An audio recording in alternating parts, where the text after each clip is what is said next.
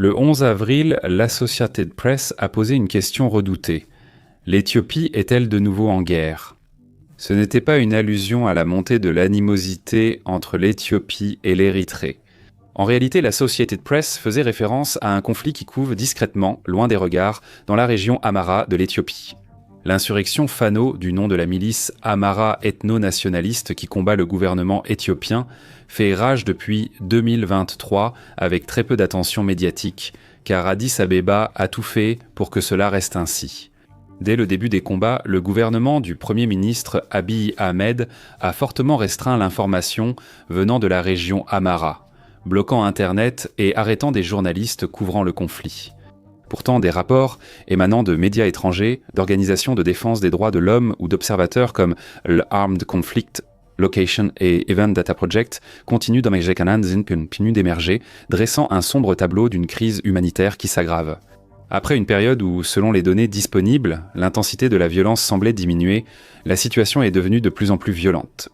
Le 24 septembre, les insurgés ont lancé l'opération Arbenya Adem Ali, visant à capturer des villes et des positions militaires stratégiquement importantes dans le nord et le sud Wallo, deux zones de la région d'Amhara. D'après les médias locaux, les forces Burkina et Fano déclarent avoir tué plus de 470 soldats gouvernementaux et capturé 175 en 2 jours. Le compte X Amhara War Updates a publié une vidéo qui montrait prétendument les soldats capturés. Cependant, il faut noter que cela et les chiffres rapportés par Burkina n'ont pas été vérifiés indépendamment. Même en tenant compte d'une possible exagération, l'opération reste l'une des plus grandes offensives Fano depuis le début du conflit. Nous devons nous demander, qu'est-ce qui a causé cette flambée de violence ? Va-t-elle se propager ailleurs dans le pays ? Et peut-être plus important encore, existe-t-il une voie vers la paix en Amhara ? Qu'est-ce qui a provoqué cette flambée ? Maintenant, pour répondre à la première de nos grandes questions, à savoir ce qui a provoqué cette flambée de violence, il faut un peu de contexte. Comme dit plus tôt, l'insurrection Fano a débuté en 2023, mais cette date ne suffit pas à tout comprendre. Pour cela, 3 choses à savoir. Premièrement, les Amharas sont l'un des plus grands groupes ethno-linguistiques d'Éthiopie, et pendant une grande partie de l'histoire moderne du pays, ils ont exercé une influence politique significative. Certains voient l'insurrection des Amharas comme une tentative de reprendre le pouvoir. Pendant près de 3 décennies, ils faisaient partie du Front démocratique révolutionnaire du peuple éthiopien, ou Front démocratique révolutionnaire du peuple éthiopien, une coalition de 4 partis politiques à base ethnique qui gouvernaient le pays. Les partis représentaient les Tigréens, les Amharas, les Oromo et les communautés du sud du pays. Les Tigréens étaient les plus influents, ayant fourni le Premier ministre le plus longtemps en poste, Bélé Zanawi. L'influence politique des Amharas a diminué après l'arrivée au pouvoir d'Abiy Ahmed, un Oromo, en 2018. Pour assurer l'ascension d'Abiy, les factions Oromo et Amhara du Front démocratique révolutionnaire du peuple éthiopien ont collaboré pour évincer les Tigréens de leur position dominante au sein de la coalition. L'alliance fut brève car le Premier ministre Ahmed fusionna la coalition en un seul parti, le Parti de la Prospérité, dominé par les Oromo. Les Tigréens ont refusé d'intégrer le nouveau parti, tandis que les dirigeants Amhara critiques envers la domination Oromo ont été arrêtés ou ont fui à l'étranger pour demander l'asile. Ainsi, malgré ces problèmes, lorsque la guerre du Tigré a éclaté en 2020, en partie à cause de la lutte de pouvoir que nous venons de décrire, les miliciens Amhara ont combattu aux côtés du gouvernement. Ils ont vu la guerre comme une occasion de reprendre les territoires disputés et d'affirmer leur importance politique. Les représentants Amhara ont été exclus lors de la signature de l'accord de paix en 2022 entre le gouvernement éthiopien et le Front de libération du peuple du Tigré. Selon le groupe international de crise, de nombreux Amharas se sont sentis trahis par cela et ont accusé Addis Abeba de comploter pour rendre aux Tigrés les terres disputées que les Amharas avaient saisies pendant la guerre. Les tensions entre le gouvernement et les Amharas ont augmenté après qu'Addis Abeba a annoncé vouloir démanteler les forces spéciales des 11 régions ethniques pour les intégrer à la structure fédérale. Pour le gouvernement, il s'agissait de promouvoir l'unité ethnique et d'éviter l'implication des forces régionales dans un conflit, comme au Tigré. Les Amharas ont perçu cela comme une tentative de les affaiblir face aux Tigréens et au gouvernement fédéral. Pendant la guerre, le Front de libération du peuple du Tigré a envahi l'Amhara, commettant massacres, incendies de villages et de nombreux crimes de guerre. Bien que les Amharas aient aussi été accusés de crimes de guerre au Tigré, cela ne rendait pas les habitants moins vulnérables. Au lieu de s'intégrer, la plupart des miliciens ont déserté pour rejoindre le Fano. Cela nous amène au troisième point. Jusqu'à récemment, le Fano était mieux compris non pas comme une seule unité, mais plutôt comme un ensemble de milices vaguement alliées, unies par une méfiance commune envers Addis-Abeba. Cela a duré jusqu'en mai, quand 4 grandes forces Fano ont fusionné pour créer la Force nationale Amara-Fano, Force nationale Amara-Fano, une structure de commandement unifiée pour consolider l'insurrection et coordonner les opérations régionales. C'est pourquoi nous assistons à une recrudescence de la violence. C'est le Force nationale Amara-Fano qui a lancé et qui coordonne l'opération Argoin-Adem Ali, et il est difficile de surestimer l'importance de cet événement. Pendant 2 ans, les forces de défense nationale éthiopiennes ont mené une guerre Tap-Top,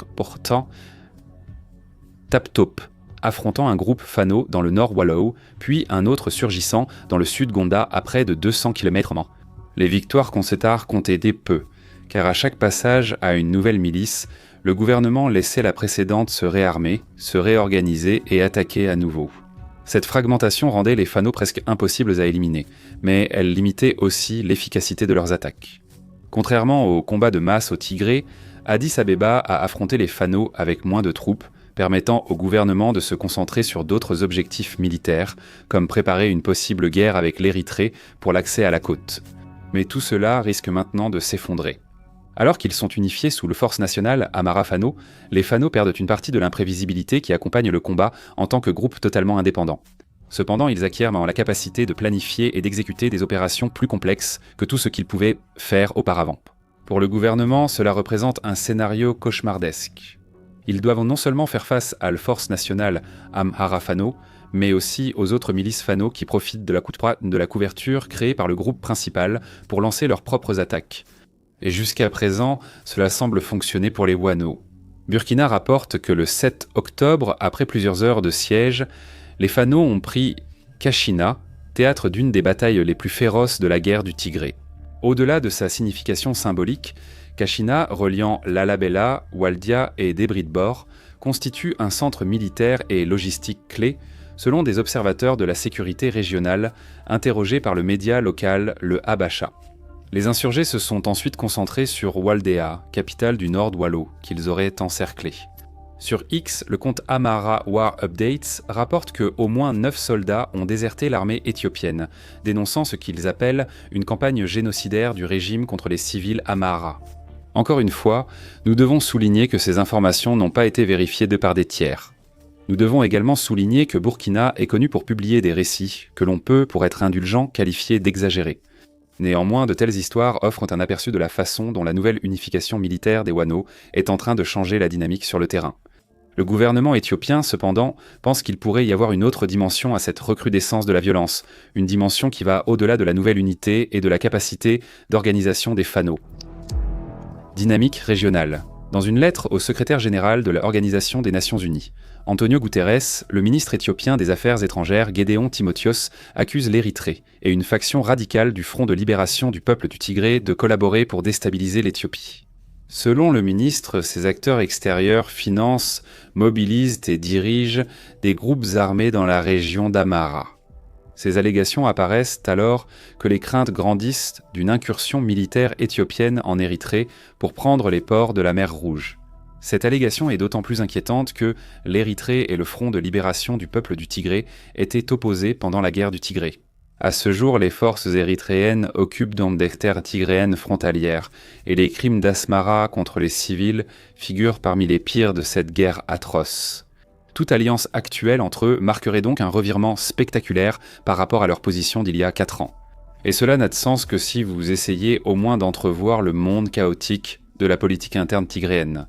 La faction dure du Front de libération du peuple du Tigré en question est dirigée par Debretsion Gebromichaud, qui, à la suite d'un coup d'État contre un dirigeant tigréen aligné sur Addis-Abeba, contrôle actuellement le gouvernement local dans la région du Tigré en Éthiopie. La faction a refusé d'accepter l'accord de paix de 2022, affirmant, non sans raison, qu'Addis-Abeba n'a pas pleinement mis en œuvre cet terme. Même sans nouvelle offensive du Front de libération du peuple du Tigré et les griefs non résolus, les alliances régionales changeantes et une rhétorique virulente nourrissent dans la crainte d'une nouvelle guerre dévastatrice au Tigré. The New Humanitarian a bien résumé ses craintes dans un article d'un Tigréen anonyme, vétéran de la Première Guerre, intitulé « Je ne veux pas me battre à nouveau dans une autre guerre du Tigré ». Dans l'article, ces jours-ci, tout me rappelle 2020 et les semaines avant la dernière guerre. Les anciens et chefs religieux faisaient de la navette entre Addis Abeba et Mekele, capitale du Tigré, pour négocier. Tensions, insécurité, confusion, préparatifs militaires. Si ces tensions mènent à une nouvelle guerre du Tigré, il existe un risque majeur que les nombreux conflits en Éthiopie se transforment en une guerre dévastatrice sur plusieurs fronts. Après tout, le gouvernement éthiopien est déjà dangereusement surmené. Au-delà de l'Amhara, il tente de réprimer une insurrection persistante en Oromia, la région la plus peuplée du pays, qui fait rage sous sa forme actuelle depuis 2018. Moins médiatisée que les combats en Amhara-Tigré, qualifiés de conflits silencieux par le reporter, elle épuise pourtant les ressources militaires et déstabilise de larges zones du territoire. En résumé, le gouvernement éthiopien combat en Amhara et Oromia, surveille la tension croissante au Tigré et pourrait préparer une invasion de l'Érythrée. Tout cela tout en maintenant un contingent de casques bleus en Somalie et en gérant les retombées potentielles de la guerre au Soudan. Dire que le gouvernement est débordé est donc un euphémisme, non ? Si les allégations de la lettre du ministre Gédéon sont exactes, la crise sécuritaire en Éthiopie pourrait bientôt changer profondément. Ce qui était auparavant des insurrections séparées pourrait redevenir des fronts coordonnés dans un conflit plus large, conçu pour submerger la capacité de réponse du gouvernement fédéral. Et nous avons déjà vu à quel point une coordination accrue peut être dangereuse, à travers les récentes attaques du Force nationale Amhara-Fano. Il y a aussi le risque que d'autres groupes insurgés profitent pas de cette guerre sur plusieurs fronts pour intensifier leurs attaques. Et nous tenons à souligner ici qu'il s'agit du pire scénario possible et qu'il n'y a aucune garantie que cela se produise. Mais dans un pays comme l'Éthiopie, où les combats font rage depuis des décennies dans certaines régions, il vaut mieux être préparé au cas où le pire scénario se produirait, plutôt que d'être pris au dépourvu. Le chemin vers la paix.